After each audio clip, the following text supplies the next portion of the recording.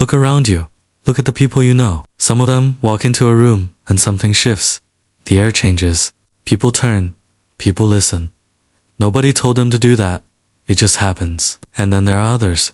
Smart people, talented people. People who work hard, who try, who show up every single day and still feel invisible. Still feel like they need to prove themselves. Still feel like one wrong move, one bad comment, one failure could take everything away.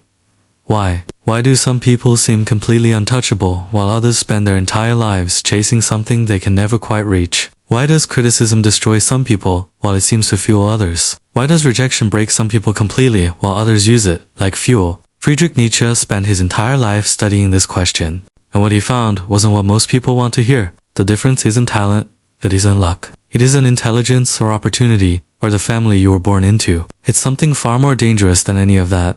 It's confidence, but not the kind of confidence you're thinking of right now. Not the performance. Not the fake smile and the loud voice and the person who needs everyone in the room to know how important they are. That's not confidence. That's fear wearing a costume. The confidence Nietzsche was talking about is different. It's quieter, it's deeper, and it is, without any exaggeration, one of the most powerful forces a human being can develop. Because when you have it, truly have it, you become something most people are not prepared for. You become impossible to control. Stay until the end of this video, because Nietzsche's final lesson is the one that most people never hear, and it may completely change the way you see yourself. Here is the truth that almost nobody is willing to say out loud.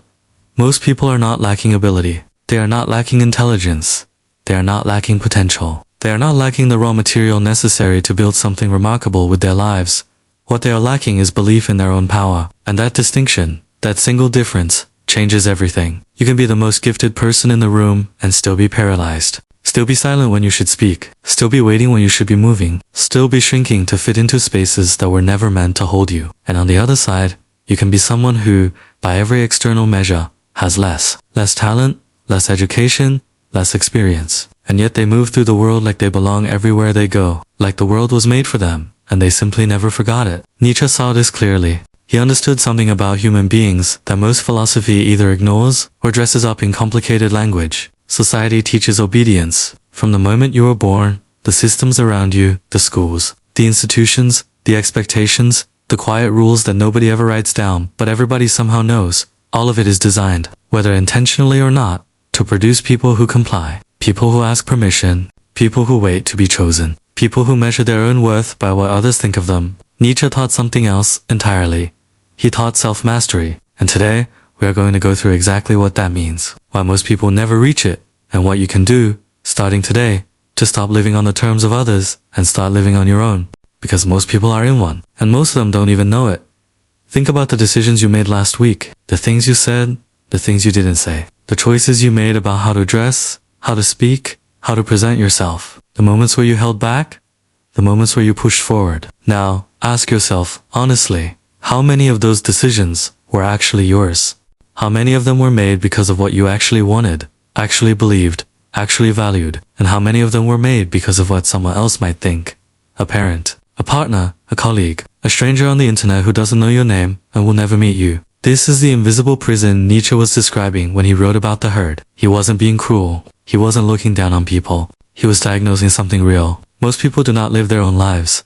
They live according to the expectations of others. They build careers that look good to the outside world but feel empty on the inside. They stay in relationships long after they've stopped working because the alternative, judgment, gossip, the disapproval of people they don't even fully respect, feels too heavy to carry. They silence their real opinions. They perform versions of themselves that were built for approval, not for truth. And here's the most painful part. They do all of this and they still don't feel safe, because the approval they're chasing is never permanent. It has to be earned again and again and again. Every day, every conversation, every decision. The prison doesn't even offer security. It only offers the illusion of it. Nietzsche's question was, what would happen if you stopped? What would happen if you simply stopped needing it? They don't hold back their laughter because someone might find it too loud. They don't shrink. They don't perform. They don't calculate that. They just exist, fully, without apology. So what happened? Insecurity is not your original condition. It is something you learned. It was taught to you, piece by piece, through years of experiences that send you a message. And that message was, who you naturally are is not quite enough. Maybe it came from a parent who, with the best possible intentions, corrected you a little too often, who made you feel like you were always slightly failing to meet a standard that kept moving. Maybe it came from school, from a system that ranks and compares and grades, that tells children at an early age where they fall on the spectrum of acceptable, from teachers who praised some students and ignored others, from classrooms where asking the wrong question felt like a public humiliation.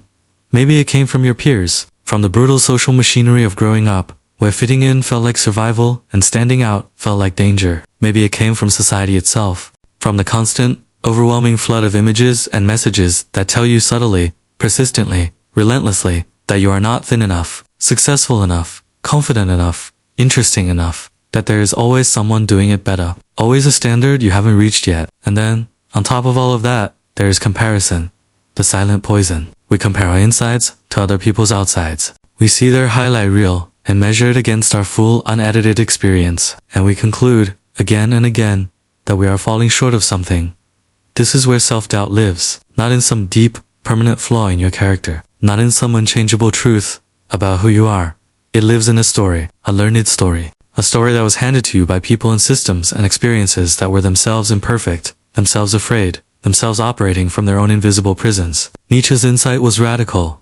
You can rewrite the story, not easily, not quickly, but completely. Nietzsche called it the will to power. Now, before your mind goes to the obvious place, power over others, dominance, control. Let me be very clear about what Nietzsche actually meant, because this is one of the most misunderstood concepts in the history of philosophy, and getting it wrong means missing something genuinely transformative. The will to power is not about controlling other people, it is about growth. It is about overcoming. It is about the deep, natural human impulse to expand, to develop, to become more than you currently are. It is the force inside you that is never quite satisfied with staying still, the part of you that knows you are capable of more, the part that feels restless when you are living below your potential, the part that aches when you are silent when you should speak, still when you should move, small when you have the capacity to be vast. That restlessness is not a problem to be fixed. That dissatisfaction is not a sign that something is wrong with you. According to Nietzsche, it is the most human thing about you. It is the will to power, expressing itself, pushing you, calling you forward. The question is not whether you have it. You do. Every person does. The question is whether you are listening to it, or whether you have buried it so deep under layers of fear and conditioning, and learned smallness that you can barely hear it anymore. Reacting instead of creating. Living on the terms of others instead of their own. The answer is simple, and it is one of the most uncomfortable truths in all of Nietzsche's work.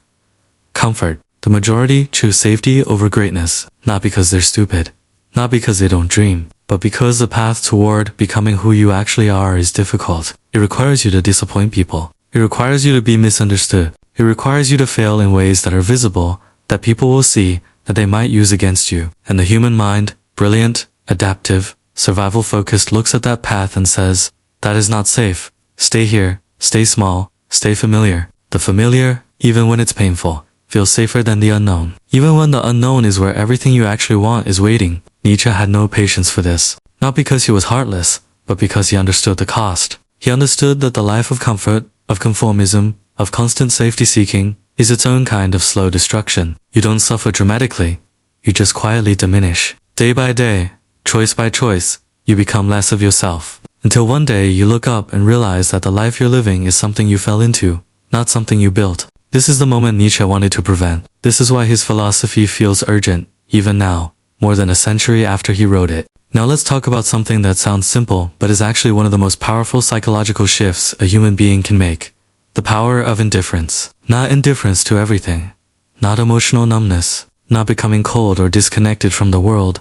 Indifference to the opinion of the crowd. Nietzsche wrote extensively about what happens when a person stops measuring their worth through the eyes of others, when they stop needing validation to move forward, when they stop waiting for permission to become who they already are. And here is what he found. The moment you stop needing approval, something extraordinary happens. You become dangerous. Not dangerous in a harmful sense. Dangerous in the sense that you become very, very difficult to manipulate. Because almost all social manipulation, almost all of the subtle ways that people and systems control human behavior, operates through the same mechanism.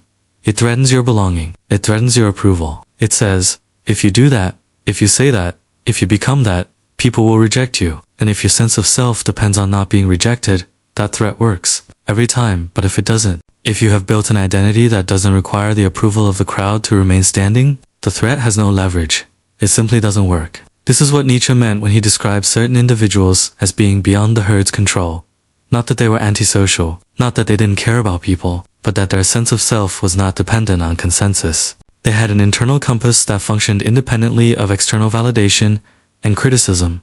Criticism loses its power. This doesn't mean you stop learning. It doesn't mean you stop listening. Thoughtful feedback from people you respect, offered in good faith, that is worth something. Nietzsche was not arguing for arrogance. He was arguing for discernment, the ability to separate signal from noise, to hear what is genuinely useful and let the rest pass through you like wind. Because when criticism can no longer wound you arbitrarily, when you are no longer at the mercy of every opinion and every judgment and every person who decided today that they didn't like you, that is when freedom actually begins. Not the idea of freedom, not freedom as a concept, real, lived, daily freedom. The freedom to be fully yourself without constantly bracing for the consequences. First you get the result, then you get the inner state. And Nietzsche would say, you have it exactly backwards. Struggle creates confidence, not success, not achievement, not external validation. The actual experience of going through something hard and surviving it. The experience of being in pain and not being destroyed by it. The experience of failing and continuing anyway.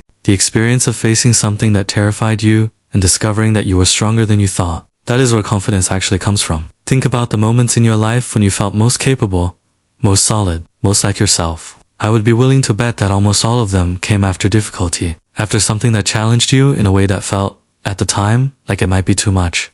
The loss, the failure, the rejection, the period where everything fell apart and you had to rebuild. Those were not interruptions to your growth. Those were the growth. Nietzsche captured this in one of his most famous phrases, "What does not kill me makes me stronger." But he meant it literally. Not as a motivational slogan, as an actual description of how human beings develop resilience, capacity, and genuine confidence. Adversity, when met consciously, not avoided, not numbed, but genuinely faced, changes the structure of who you are. It proves to you, from the inside, that you are capable of more than you thought, and that proof, earned through your own experience, cannot be taken from you. It cannot be argued away. It is yours. This is why people who have been through real difficulty often carry a kind of quiet confidence that people who have been protected from everything simply cannot access. Not because suffering is good, but because the experience of surviving it, integrating it, growing from it, produces something that nothing else can. The overman. The person who has gone beyond. Nietzsche introduced this idea not as a description of someone who has defeated others, but as a vision of what a human being could become when they have truly broken free from the invisible prison we talked about earlier. The Übermensch, in its simplest form, is a person who creates their own values. Not a person who inherits values from society and follows them without question. Not a person who lives according to what their culture, their family, their religion, or their social group decided was correct before they were even born. A person who has looked honestly at life, at their own life, at what they actually believe, at what they actually value, and built their compass from that, from the inside out, rather than the outside in. And, crucially, the Übermensch is a person who no longer lives for external approval. Not because they don't care about others, not because they have no relationships, no community, no sense of responsibility, but because their identity, their sense of worth, their ability to move forward, none of it is contingent on being approved of by the crowd. This is not a description of a perfect person. It is not a destination you arrive at and then you're finished. It is a direction, a way of orienting yourself, a commitment to the ongoing, difficult, rewarding work of becoming more fully yourself. Nietzsche believed this was the highest thing a human being could aspire to. Not wealth, not fame, not even happiness in the ordinary sense, but self-mastery, the authorship of your own life. Not abstract philosophy. Real, applicable shifts in how you move through your daily life. Principle 1. Stop explaining yourself. You do not owe the world a defense of every decision you make. Every time you over-explain, every time you justify yourself to people who didn't ask for an explanation, you are signaling to them, and to yourself, that you need their approval to feel okay about your choices. Make your decisions. Let them stand on their own. Principle 2. Accept being misunderstood. This is one of the hardest ones. The desire to be understood is deeply human, but the people who accomplish the most, who live the most fully, who become the most themselves, they are almost always misunderstood along the way, especially at the beginning, especially before the results are visible. Accept that some people will not understand what you are building, or why. Do it anyway. Principle 3. Do difficult things daily, not occasionally, not when you feel ready, daily. The practice of regularly choosing discomfort, small or large, rewires your relationship with challenge. It teaches your nervous system that difficulty is navigable, that you can handle more than your fear tells you that you can. Every day you do something hard, you deposit into an account that your future self will draw from. Principle 4. Trust action more than feelings. Confidence does not precede action. It follows it. You will rarely feel ready. You will rarely feel confident before you begin. The feeling comes from the doing, not the other way around. Stop waiting to feel ready. Start. Feel it afterwards. Principle 5. Detach from the opinions of the crowd. Practice noticing how often your decisions are shaped by what others might think, not people you deeply respect, not people whose opinions genuinely matter. The crowd, the abstract mass of judgment that you carry in your head. Practice making decisions that contradict that voice, not recklessly, but deliberately. Each time you act from your own values, instead of from fear of judgment, the muscle grows stronger. Permission to go after what they actually want. Permission to stop performing and start being. They wait for someone to recognize them, for someone to tell them they're ready, for the right moment, the right circumstances, the right sign that it's okay to become who they actually are. They wait for years. Some of them wait for their entire lives. Nietzsche's message, stripped of all the philosophy and the complexity and the difficult prose, was simple. No one is coming to grant you that permission. The world is not holding it for you somewhere, waiting to hand it over once you've proven yourself enough. There is no threshold you can cross, no achievement you can reach, no level of approval you can earn that will finally make you feel like you are allowed to be fully yourself. That permission is not external. It never was. You must take it yourself. Not ask for it, not earn it, not wait for it. Take it. Today, in this moment, with exactly what you have right now. The one who has done the quiet, difficult, unglamorous work of building a self that does not require constant, external reassurance to remain standing. And that is why truly confident people are so dangerous. They cannot be threatened through approval. They cannot be manipulated through fear of rejection. They cannot be controlled, because they have already given themselves what everyone else is still searching for outside themselves. If this video shifted something in you, if something here landed differently than you expected, I want to hear from you. Drop a comment right now and tell me, which principle are you going to apply first? Your answer might be exactly what someone else needs to read, and if this is the kind of content that you want more of, hit the like button and subscribe if you haven't already. Every week on this channel we go deeper into the philosophy of Nietzsche, human psychology, and the principles of self-mastery. This is the work. This is how the thinking changes. Now look at the video appearing on your screen right now. It goes even deeper into Nietzsche's philosophy of power and self-overcoming. Watch it next. Because the moment you truly understand yourself, you become impossible to manipulate.